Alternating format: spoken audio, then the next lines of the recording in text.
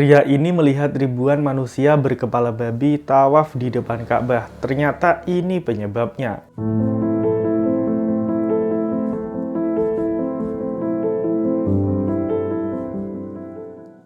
Assalamualaikum warahmatullahi wabarakatuh. Tidak sedikit jamaah haji atau umroh mengalami kejadian aneh ketika di kota suci Mekah. Kejadian aneh ini merupakan balasan atas kebaikan atau keburukan yang dilakukan para jamaah.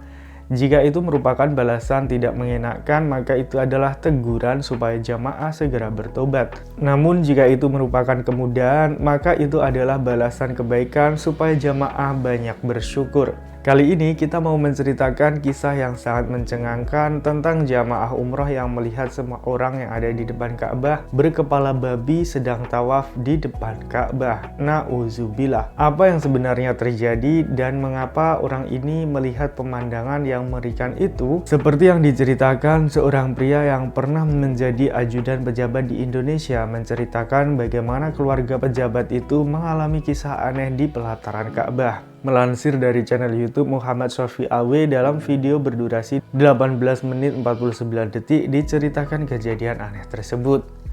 Muhammad Sofi kala itu mewawancarai Ismail, kakak sepupunya yang sudah 13 tahun tinggal di Mekah menjadi pembimbing jamaah haji dan umroh asal Indonesia. Ismail mengatakan dalam ceritanya mantan ajudan pejabat saat itu ikut berhaji dengan keluarganya. Ada beberapa hal aneh yang terjadi sejak awal tiba di Madinah. Diceritakan beberapa anggota keluarga pejabat itu pergi umroh ke tanah suci Mekah dan Madinah. Namun saat itulah beberapa dari mereka mengalami hal-hal aneh di luar nalar. Salah satu keluarga dari pejabat itu di Madinah saat akan pergi ke Masjid Nabawi, dia selalu terserang demam sehingga tidak pernah sholat di masjid.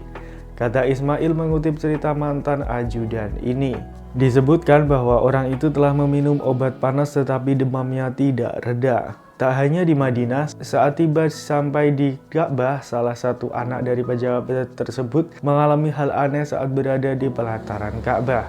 Pada saat berada di pelataran Ka'bah, anak pejabat itu menangis dan kemudian ketakutan. Setelah ditanya penyebabnya, dia menjawab bahwa semua orang yang ada di pelataran Ka'bah itu semua berkepala babi, ujar Ismail saat menceritakan kembali pengalaman sang ajudan. Mendengar jawaban itu, semua orang di rombongannya pun terkejut karena tidak mungkin ada babi yang masuk ke Masjidil Haram, apalagi manusia berkepala babi. Ternyata ratusan manusia berkepala babi di depan Ka'bah itu hanyalah penglihatan dari si anak pejabat tersebut. Karena ketakutan, anak pejabat tersebut tak berani ke Ka'bah dan mengurungkan diri di dalam hotel. Sang ajudan yang bercerita kepada Ismail ini lantas menangis dan tidak sanggup melanjutkan ceritanya. Ismail bertanya kepada mantan ajudan itu, kira-kira apa ya penyebab anggota keluarga pejabat itu kok bisa sampai mengalami hal yang sangat mengerikan tersebut. Lalu mantan ajudan itu pun menjawabnya, ternyata jawaban dari sang ajudan sungguh mengejutkan. Kira-kira gara-gara apa ya sobat? Tonton video ini sampai selesai supaya jauh jawaban selengkapnya. Berbeda dengan anak pejabat yang melihat manusia berkepala babi di depan Ka'bah, wanita ini malah mendapatkan keajaiban setelah menolong seekor kucing saat berhaji. Sebut saja namanya Nenek Siti. Karena sudah tua dan uzur, lutut pun jadi lemah dan selalu sakit. Nenek ini menggunakan kursi roda saat ibadah haji. Nenek Siti membayar petugas untuk mendorongnya. 7 kali putaran tawaf dan 7 kali bolak-balik antara Bukit Sofa dan Marwah. Nenek Siti ini berasal dari Perak, Malaysia. Walaupun sudah tidak mampu berjalan jauh, namun ada satu amalan mulia yang dilakukan Nenek Siti, yakni mencontoh sunnah Nabi, yaitu mengasihani dan menyayangi hewan. Salah satunya adalah kucing yang ada di desanya.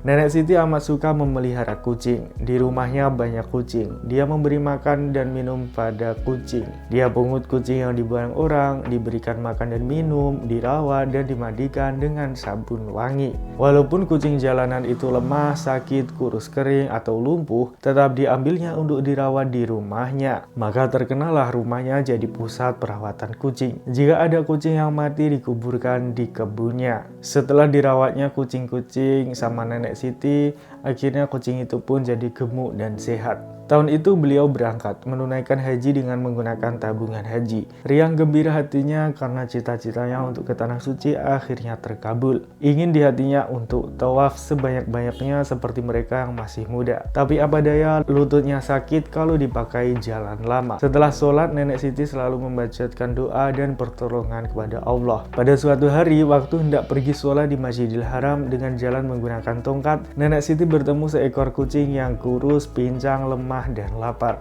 Saat kucing itu hendak bangun berjalan, ia jatuh berkali-kali. Wanita tua itu tak tega melihat makhluk Allah itu menderita dan sengsara di kota suci Mekah. Lantas diambilnya kucing itu, diurutnya tubuhnya yang lemah, dibelikan sebungkus nasi berlauk, dan diberikan minum air zam-zam yang murni. Dengan takdir Allah, kucing itu pulih dan sehat. Kucing itu kemudian mencium kaki Nenek Siti lalu menjilat kedua kaki Nenek Siti. Ajaib sungguh, kaki dan lutut Nenek Siti yang sakit tadi tiba-tiba menjadi sehat dan kuat seperti orang muda. Nenek Siti pun dapat melakukan tawaf sebanyak-banyaknya. Beliau pun tak perlu menggunakan kursi roda lagi untuk melakukan tawaf. Setelah ibadah haji selesai, Nenek Siti pun hendak pulang kembali ke Malaysia. Nah, saat berada di Bandara Jeddah, nenek itu melihat kucing yang dia tolong di Mekah kemarin. Tepatnya saat Nenek Siti sedang naik tangga pesawat. Sesaat setelah itu tiba-tiba kucing itu sudah menghilang entah kemana. Kembali ke kisah pertama, apa penyebab anak pejabat itu mengalami hal aneh di kota suci Mekah? Sebenarnya tidak dijawab lengkap oleh si mantan ajudan. Yang jelas sepertinya ada kelakuan dari keluarga pejabat yang tidak baik semasa di Indonesia. Beber sang ajudan seperti yang diceritakan Ismail.